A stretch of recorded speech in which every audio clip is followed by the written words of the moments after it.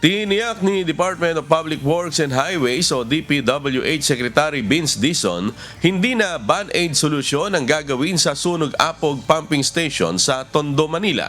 Ayon kay Secretary Dizon, nakipagtulungan na sila sa Metropolitan Manila Development Authority kasama ang lokal na pamahalaan ng Maynila at private sector upang mapabilis na maisaayos ang pumping station na hindi napakinabangan sa loob ng halos 8 taon.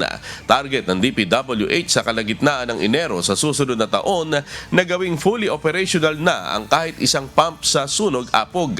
Ngunit ayon kay Secretary Dizon, bago ang panahon ng tag-ulan, target naman nila na mapagana ang 3 sa 4 na pump sa lugar. Sa bahagi naman ng MMDA, sinabi ni Chairman Romando Artes na kailangang mabantayan ang mga pump sa nasabing lugar sa oras na gumana na ang mga ito.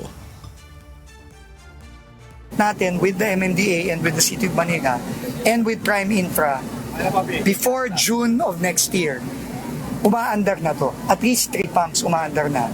So marami pa tayong gagawin between now and June of next year. Pero makikita nyo, may progreso na tayo. Umaandar na tayo finally. Hindi kamukha ng mga ibang taon na nakatenggal ang lahat to. So kailangan pong i-observe between January 16, once na mapagana yung isang bomba, i-observe po yan ng engineers po ng Prime Infra, ng MMDA at ng DPWH na kung magiging efficient pa siya.